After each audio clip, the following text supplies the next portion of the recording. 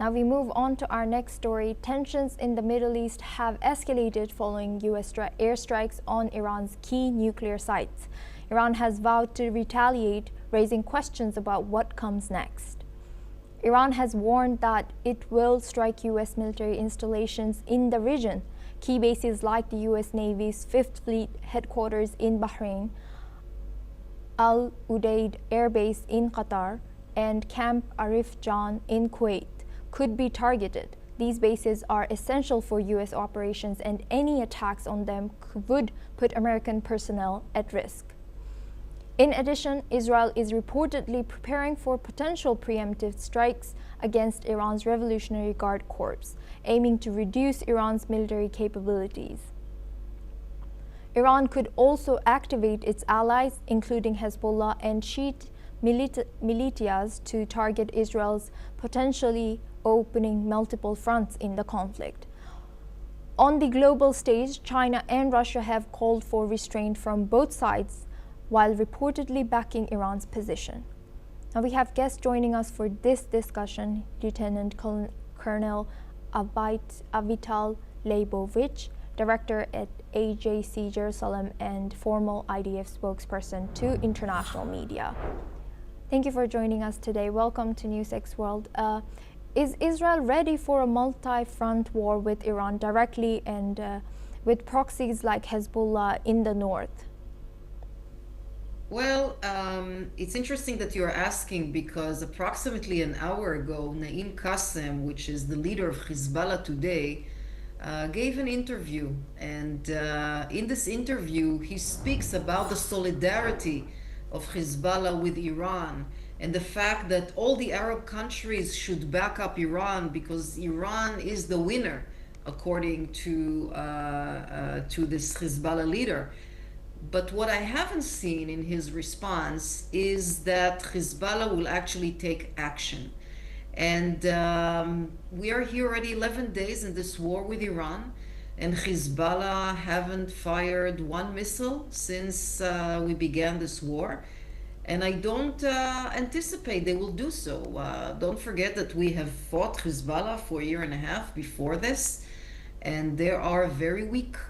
They lost a significant amount of their arsenal of rockets, as well as their special units, as well as their warehouses, launching pads, launchers, and other assets as well. And I really don't see any logic in any intervention in the current war. So I don't see Hezbollah rushing in any way to fulfill its original role as a proxy of Iran.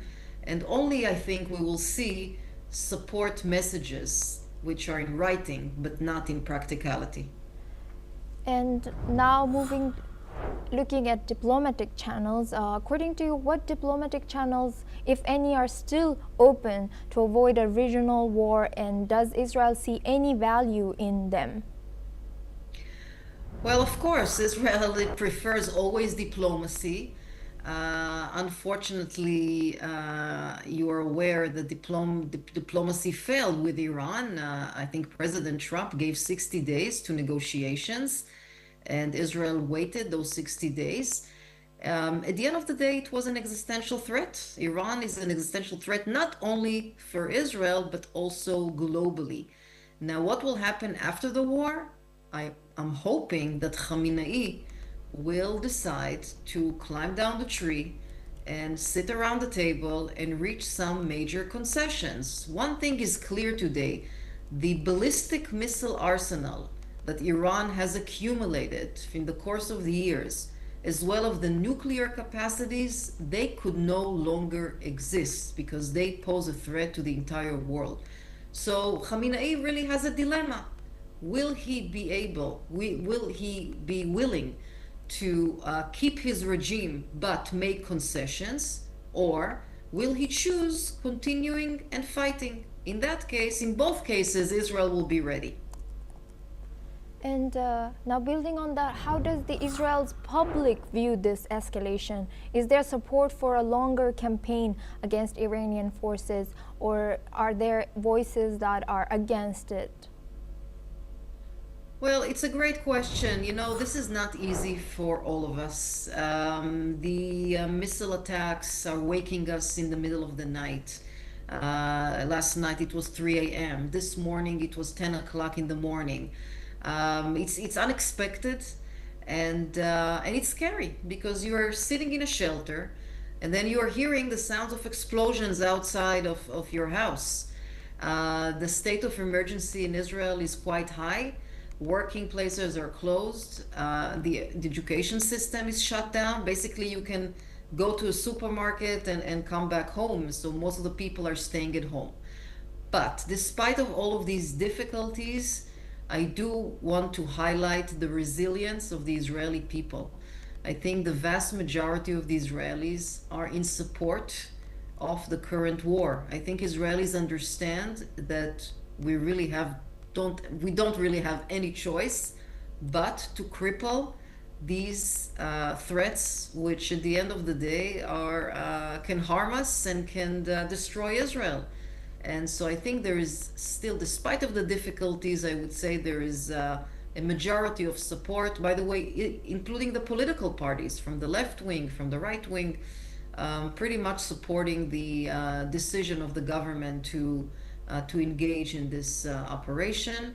And everybody, of course, is hoping for a safe end and also for a diplomatic outcome.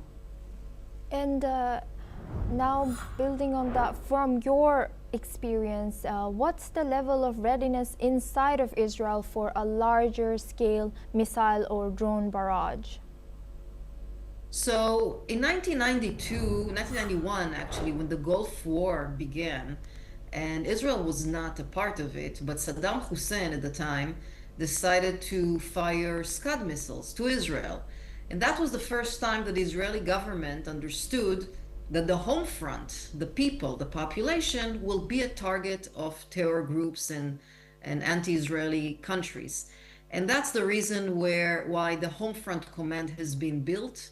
And there were a lot of regulations that were taken. One of them, for example, is that every single building, residential or public, that was built in Israel after 1992 needs to have a shelter or a safe room inside.